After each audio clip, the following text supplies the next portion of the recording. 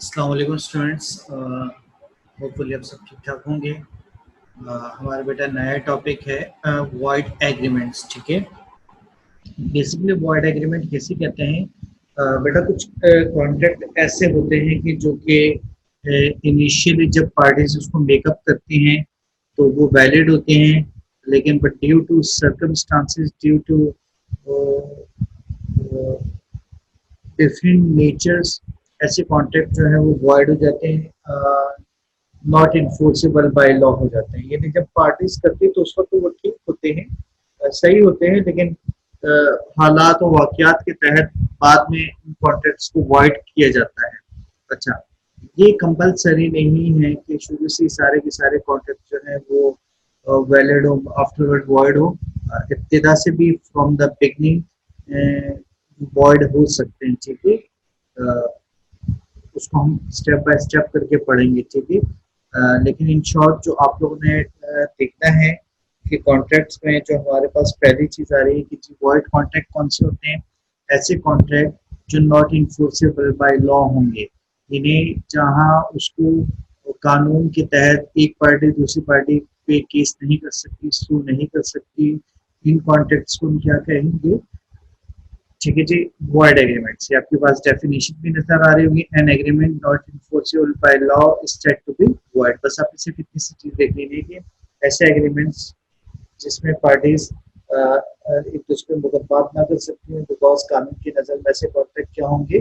वो वॉइड होंगे। अच्छा, एक चीज और चीज आ जाती है, कानून कहता है कि जब एक कॉन्ट्रैक्ट वॉइड हो गया और अगर वो कोलैटरल है तो क्या अगला कॉन्ट्रैक्ट उसके तहत वॉइड हो जाएगा? जी बिल्कुल वॉइड हो जाएगा। Effect on agreement co-letter to effect on agreement co-letter to void agreement। यहाँ बेसिकली वो ये कहना चाह रहा है को-लेटरल जहाँ एक कॉन्ट्रैक्ट का ताल्लुक या एग्रीमेंट का किसी दूसरे से हो। लेट्स सपोज अगर मैं आपको एग्जांपल दे देता हूँ कि गारंटी, कॉन्ट्रैक्ट ऑफ गारंटी में, ठीक है, बेसिकली कॉन्ट्रैक्ट होता है डेबिटर और क्रेडिट के दरमियान में, लेकिन चूंकि डेबिटर के बिहाफ पे क्रेडिटर को गारंटी कौन देता है? क्रेडिटर को जो गारंटी देता है वो श्योरिटी देता है। तो अगर डेबिटर और क्रेडिटर के दरमियान में कॉन्ट्रैक्ट हुआ है और उसको कोलैटरल कौन है? वो है श्योरिटी। तो अगर डेबिटर और क्रेडिटर के दरमियान में जो कॉन्ट्रैक्ट जो है वो वॉइड होगा तो ऑटोमेटिकली जो श्योरिटी है और उसका जो उनको कॉन्ट्रैक्ट हुआ है क्रेडिटर से या फिर इसी तरीके से डेबिटर से, वो भी क्या हो जाएगा? वॉइड हो जाएगा। ठीक है, अब वॉइड एग्रीमेंट किन किन केसेस में जो है वो डिक्लेयर होते हैं, तो वो ये आ रहे हैं। सच एग्रीमेंट्स आर लिस्टेड बिलो, आपको नजर आ रहा होगा। ठीक है जी, जिसमें नंबर 1 आ रहा होगा एग्रीमेंट।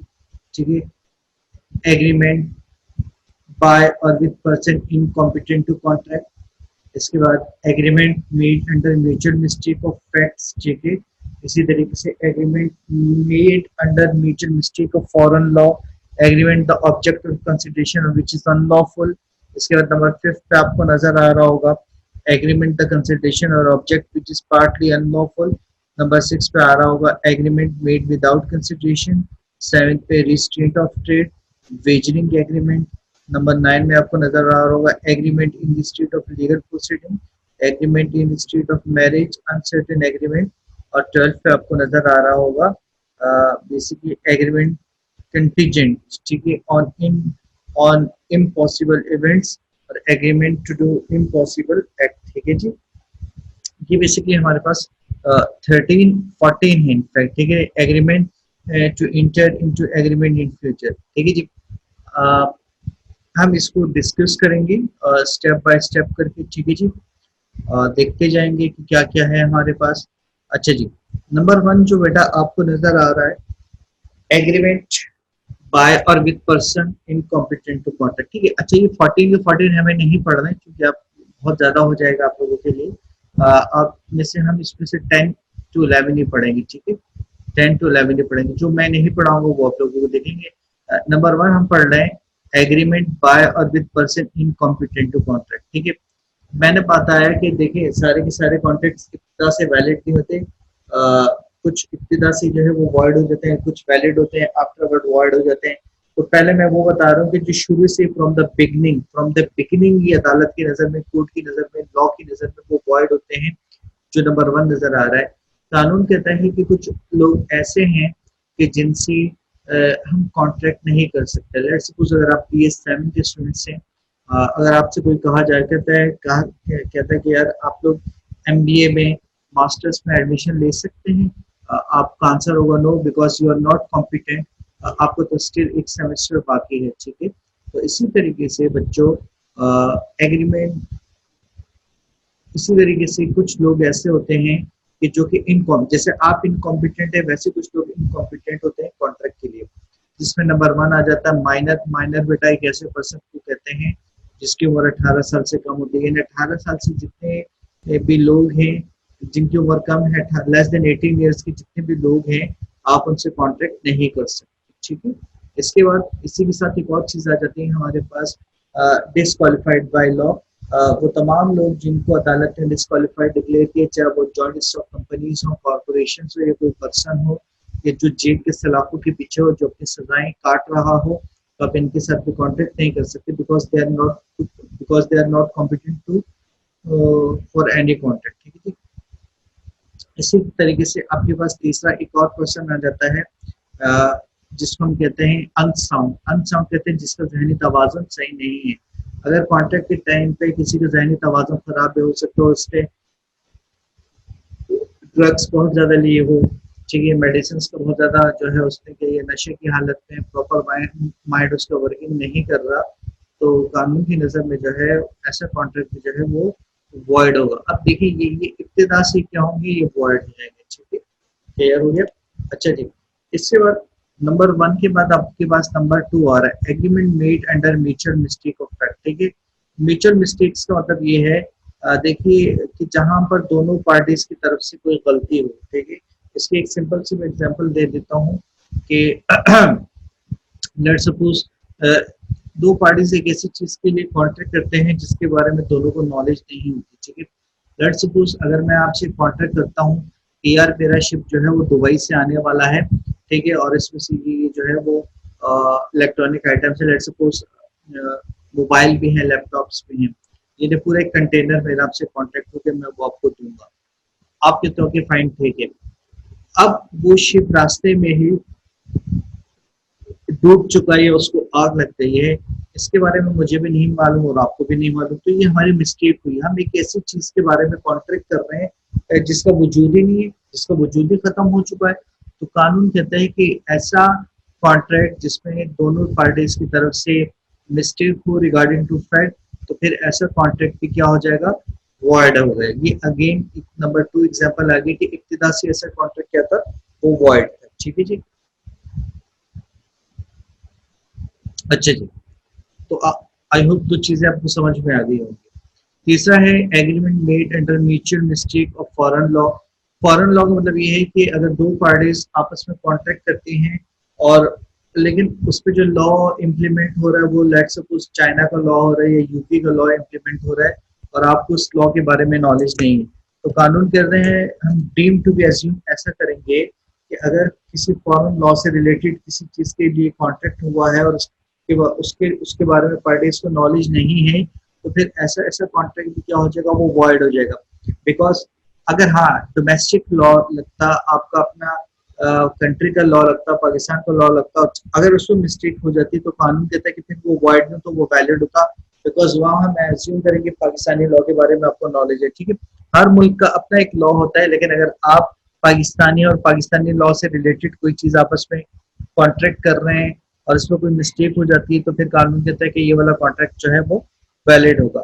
लेकिन अगर आपने कोई कॉन्ट्रैक्ट किया और वो फॉरेन लॉ से रिलेटेड था, उसमें कोई गलती हुई, तो कानून कहता है कि वो वॉइड होगा। हम ये समझेंगे कि दोनों को नॉलेज नहीं है, ठीक है बेटा। फोर्थ है agreement the object of consideration which is unlawful. Consideration का मतलब होता है give and take, reciprocity, bargaining, यानी जब दो पार्टीज आपस में कॉन्ट्रैक्ट करेंगी तो उनके दरमियान में क्या होना चाहिए, गिव एंड टेक होना चाहिए। अब यहाँ पे जो गिव एंड टेक हो रहा है वो कानून कह रहे हैं कि वो लॉफुल होना चाहिए, अनलॉफुल नहीं होना चाहिए। देखिए अगर मैं आपसे गाड़ी परचेज कर रहा हूँ तो उस गाड़ी आप मुझे गाड़ी देंगे, मैं उसके बदले में आपको पैसे दूंगा, दैट इज कॉल्ड कंसिडरेशन, ठीक है। और consideration is one of the essential of valid contract. इसी तरीके से अगर मैं आपसे कोई प्लॉट बाय कर रहा हूँ तो आप मुझे प्लॉट देंगे, मैं आपको पैसा दूंगा। इसी तरीके से अगर आप किसी यूनिवर्सिटी में एडमिशन लेते हैं तो आप यूनिवर्सिटी पर फीस पे कर रहे हैं, यूनिवर्सिटी वाले आपको अपने सर्विस चार्जेस पे कर रहे हैं। इसी तरीके से अगर आप किसी मोबाइल कंपनी का जो है वो नेटवर्क यूज़ कर रहे हैं, आप उनको पैसे दे रहे हैं, वो आपको नेटवर्क यूज़ करने के लिए जो है वो दे रहे हैं। तो ये गिव एंड टेक होता है। ये जितने भी मैंने 3-4 एग्जांपल बताई यहाँ पे बेटा, ये सारी लॉफुल थे गिव एंड टेक। लेकिन समटाइम्स कानून कहता है कि जी अगर आपने ऐसी चीज़ की जो कि अनलॉफुल था, ठीक है। लेट्स सपोज अगर मैं आपको एक एग्जांपल दूं, कि सपोज करें कि अगर आपसे कोई शख्स ये कहता है कि यार फलाने का जो है आप मर्डर कर दें और मैं आपको पैसे दूंगा, ठीक है। उससे आपसे पैसे भी ले लिया, मर्डर भी नहीं किया, तो आप उस पर केस कर सकते हैं। हालांकि आप कहेंगे जी मैंने दिया, मैंने अपनी तरफ से काम किया, लेकिन इससे तरीके से काम नहीं किया, तो उसको बोले अपना काम करे। तो कानून कहता है कि भाई ये जो गिव एंड टेक हुआ ना, ये अनलॉफुल है। मैं अगर आपको आपसे कहूँ कि यार आप पाकिस्तान इंटरनेशनल एयरलाइन की टिकट लेते हैं और वो आपको नहीं ले जाती आपके डेस्टिनेशन तक, जाहिर सी बात आप उस पर केस कर सकते हैं, ये लॉफुल है, बिकॉज आपने अगर पैसा दे दिया तो उनको आपको अपनी डेस्टिनेशन तक ले जाना चाहिए। लेकिन यहाँ पे अगर एक काम कर रहा है और अगला जो है अपनी ड्यूटी अकॉर्डिंग टू कॉन्ट्रैक्ट नहीं कर रहा, यानी आपने तो दिया पैसा लेकिन उसने अगर वो मर्डर नहीं किया, तो उसका मतलब आप केस नहीं कर सकते, बिकॉज वो क्या है, जो जो ऑब्जेक्ट है आपका वो क्या है, वो अनलॉफुल है। इसी तरीके से अगर आपसे किसी ने कहा यार मैं आपको जो है वो पब्लिक सर्विस कमीशन में जॉब दिलवा दूंगा, आप मुझे 20 लाख पे कर दें, आपने कहा कि फाइन 10 लाख, अभी 10 लाख जो है वो जॉब के बाद पे मिलने के बाद, उससे कहा ठीक है डन, 10 लाख ले लिए उससे और आपको जॉब भी दिलवा दी। अब जॉब मिलने के बाद आप जो है वो उसको 10 लाख पे नहीं कर रहे, क्या वो आपकी केस कर सकता है? नो, बिकॉज जो ऑब्जेक्ट था वो आपका ब्राइबरी था, ब्राइबरी पे डिपेंड करते हुए आपको जॉब मिली, आपने और लोगों का वहां पे राइट मारा, ठीक है जी। तो जो ऑब्जेक्ट्स है वो क्या होना चाहिए, वो लॉफुल होने चाहिए, वो अनलॉफुल नहीं होने चाहिए, ठीक है, क्लियर। अच्छा जी, एग्रीमेंट मेड, जो आपके पास स्विफ्ट है, एग्रीमेंट द कंसल्टेशन और object which is partly unlawful. Let's suppose अगर जो है आप किसी का कोई जो है वो घर रेंट पे लेते हैं, ठीक है, आपको सिर्फ घर रेंट पे दिया गया हुआ है, क्लियर। अब उस एग्रीमेंट में वो ये कहता है कि यार ठीक है, ये घर का रेंट तो मैं आपको पे करूंगा, बट ये ऊपर की जो आपकी ये जो छत है, जो फ्लोर है, ये भी मुझे दे दें, बिकॉज मैं आपको जो है लेट्स सपोज घर का रेंट अगर 30,000 है, तो मैं आपको 70,000 दूंगा अगर आप ये मुझे ऊपर की छत दे देंगे।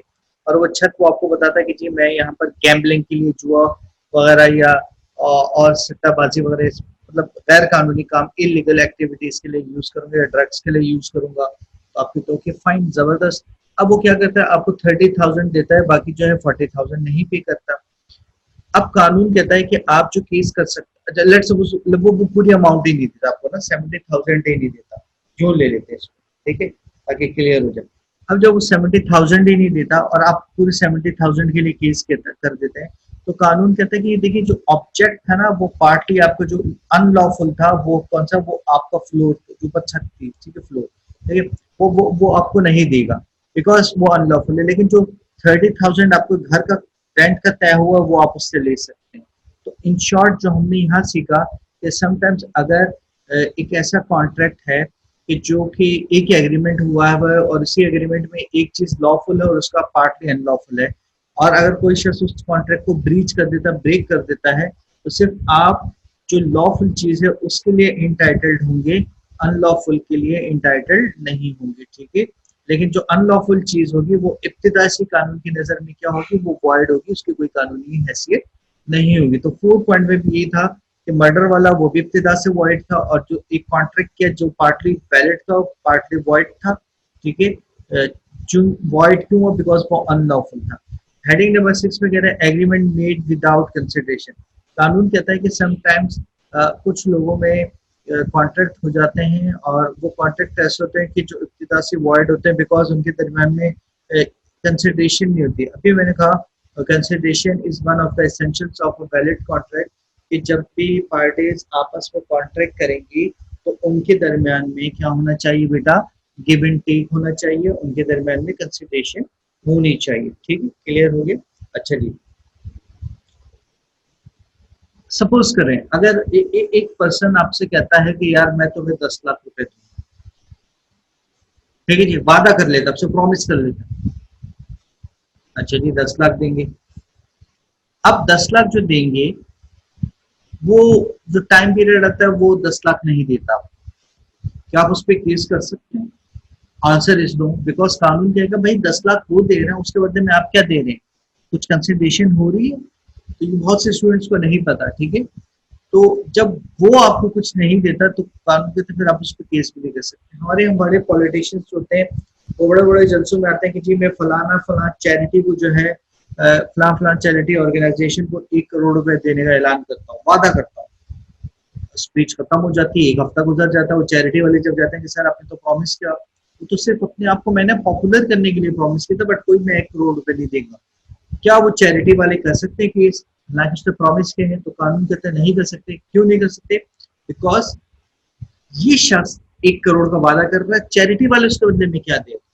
तो कानून कहता है कि जब गिव एंड टेक नहीं होगा, दोनों पार्टीज की तरफ से कुछ ना कुछ नहीं आएगा, एक पार्टी अगर दे रही है दूसरी नहीं दे रही, तो वो भी कॉन्ट्रैक्ट वॉइड होगा, यानी उसकी कोई कानूनी हैसियत नहीं होगी। ठीक है, दैट इज पॉइंट नंबर 6। ठीक है, एग्रीमेंट इन डिस्ट्रीट ऑफ ट्रेड। अच्छा, कानून कहता है कि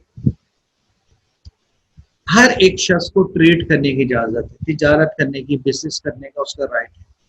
लेकिन अगर आप एक ऐसा एग्रीमेंट करते हैं कि जहां पर आप अगली पार्टी पे कोई रिस्ट्रिक्शंस लगाते हैं कि यार तुम ट्रेड नहीं करोगे।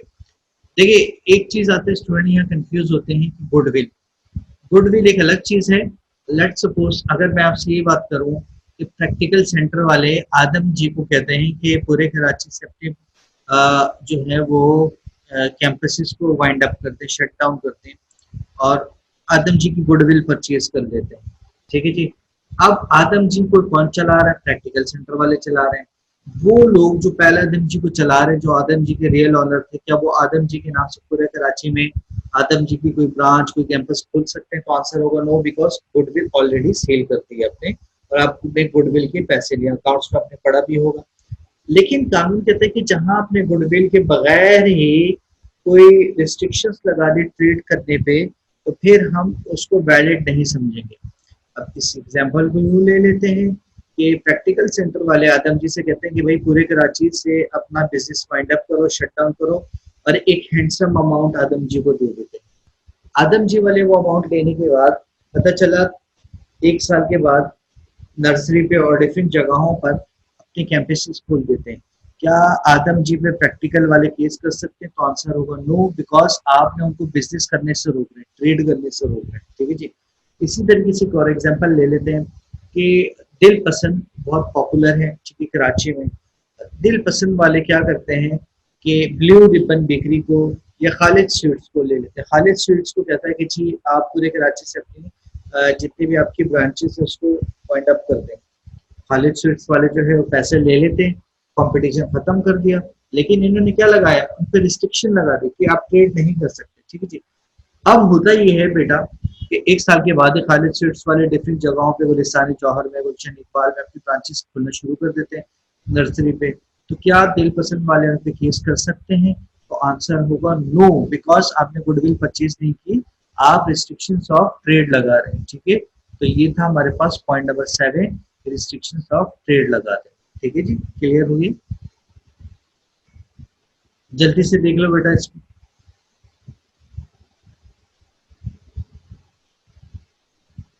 मैं थोड़ा सा ब्रेक इसलिए दे रहा हूँ ताकि आप लोग मेरे लेक्चर को बार बार सुने, बिकॉज वो कंफ्यूज होते रहेंगे।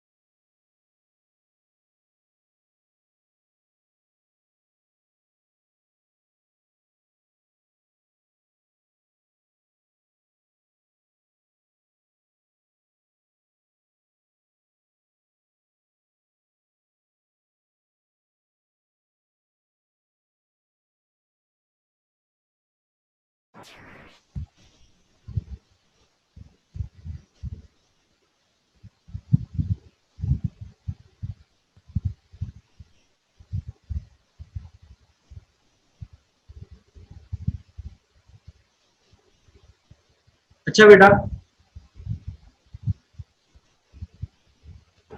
अच्छा बेटा, इसके बाद हमारे पास आ जाता है वेजरिंग एग्रीमेंट्स। ठीक है, वेजरिंग एग्रीमेंट्स बेसिकली ऐसे एग्रीमेंट्स को कहते हैं कि जहां पर टू पार्टीज आपस में किसी चीज के लिए शर्त लगाते हैं। तो कानून कहता है कि ऐसे तमाम एग्रीमेंट जहां पर आप शर्त लगाएंगे किसी चीज के लिए, ठीक है, जो कि इम्पॉसिबल इवेंट्स भी हो सकते हैं, तो कानून कहता है कि ऐसे agreements in the eyes of law क्या हो जाएंगे, वो वॉइड होंगे। ठीक है, इसको और डिटेल में मैं यहाँ बता देता हूँ आप लोगों को।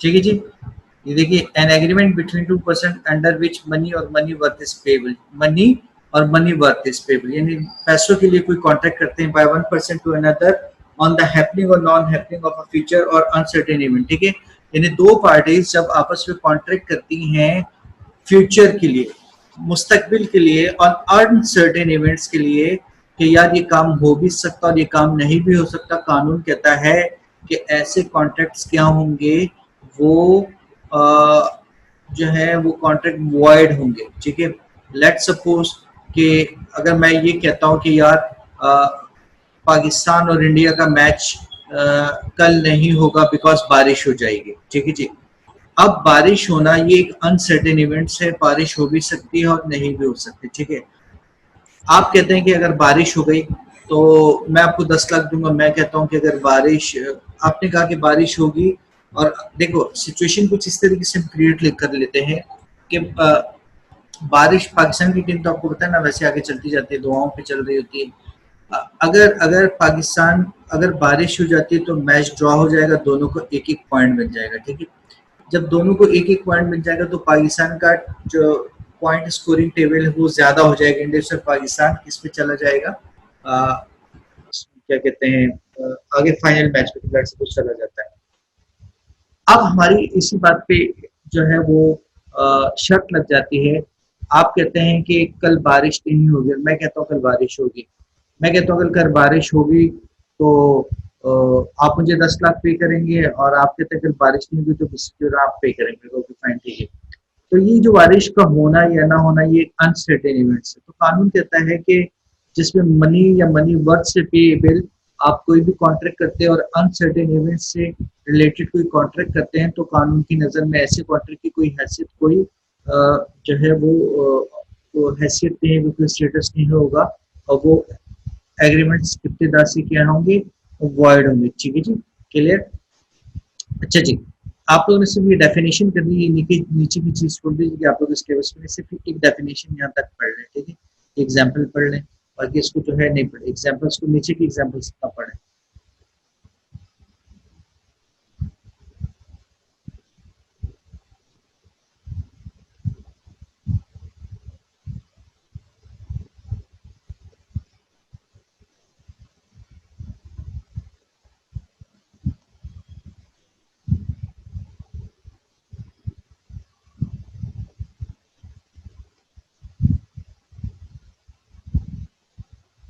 ठीक है, आई होप आप लोगों ने पढ़ लिया होगा बेटा। उसके बाद वापिस आते हैं।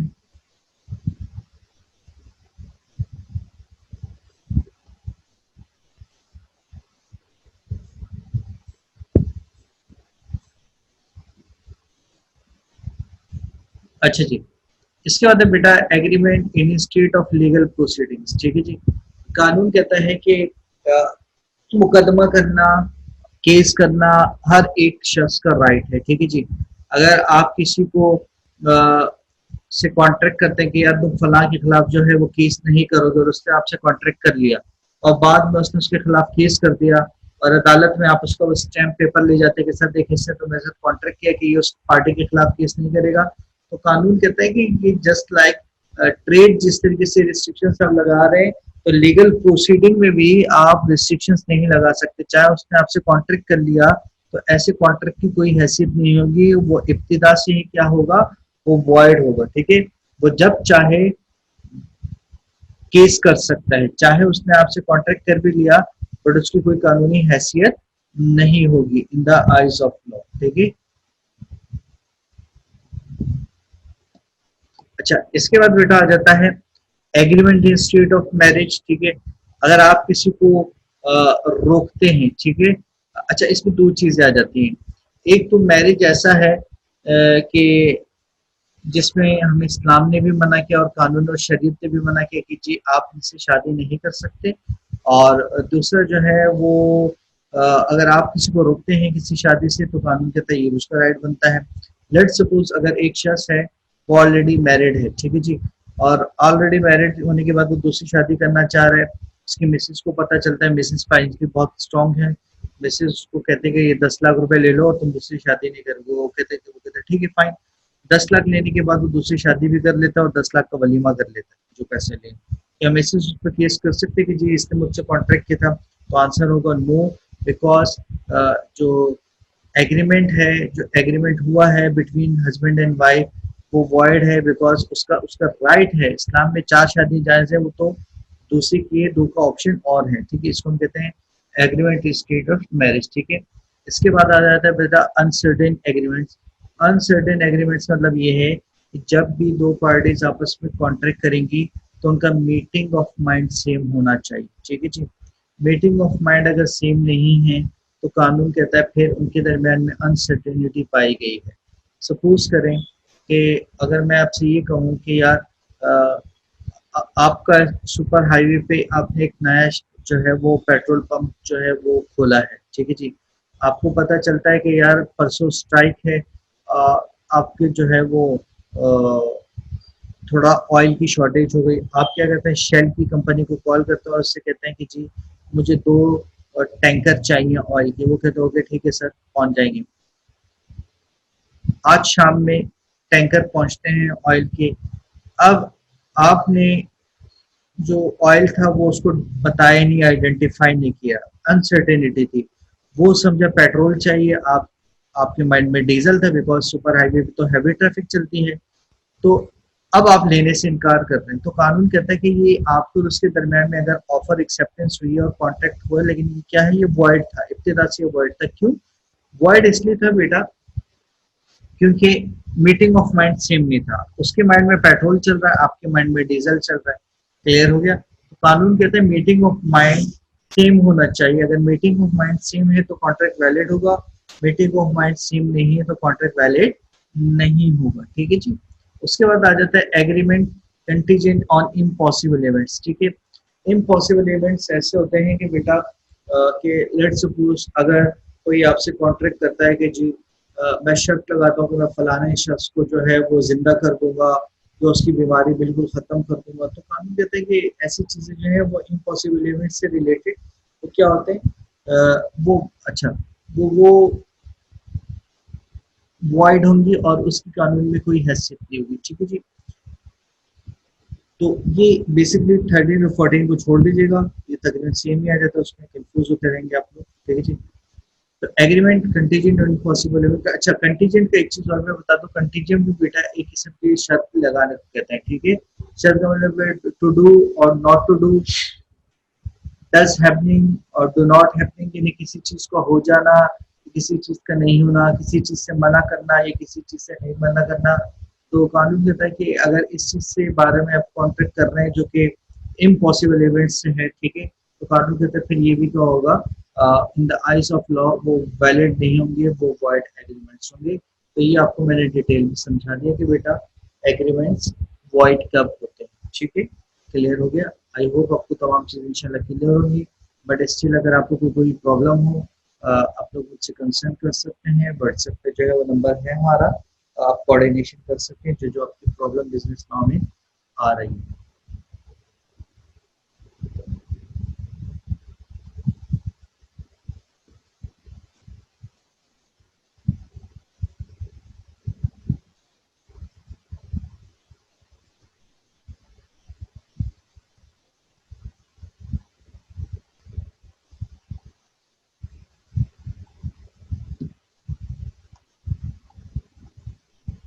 अगर आप कुछ इस पे देखना चाहते हैं तो मैं आपको थोड़ी सी चीज़ें दिखा देता हूँ।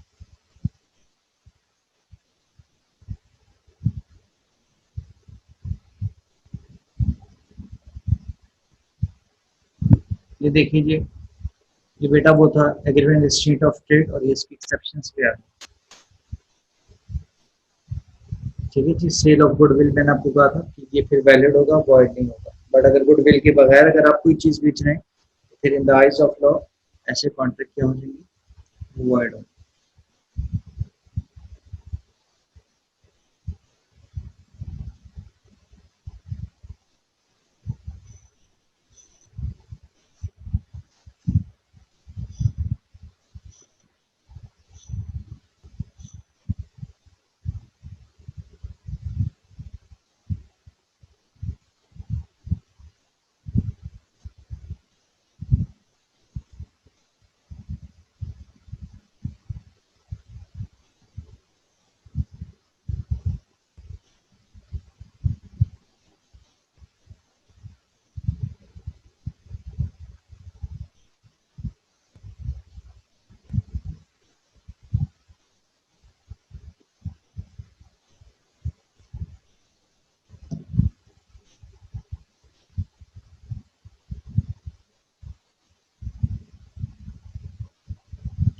एग्जाम्पल भी देख लीजिएगा अगर आपको समझ में आ रही है।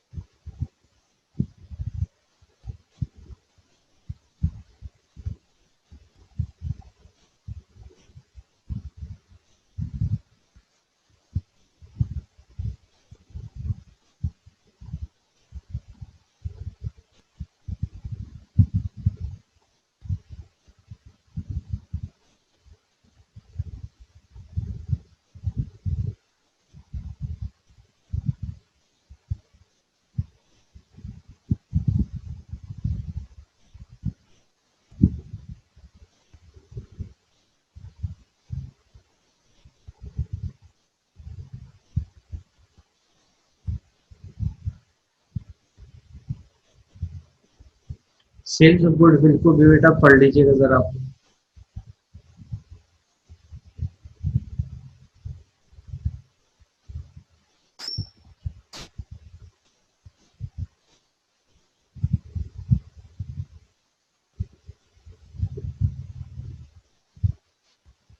ठीक है students, तो आज के लिए इतना ही। चलो बाकी नेक्स्ट क्लास में इसको हम कंटिन्यू करेंगे नेक्स्ट टॉपिक के साथ। अल्लाह हाफिज।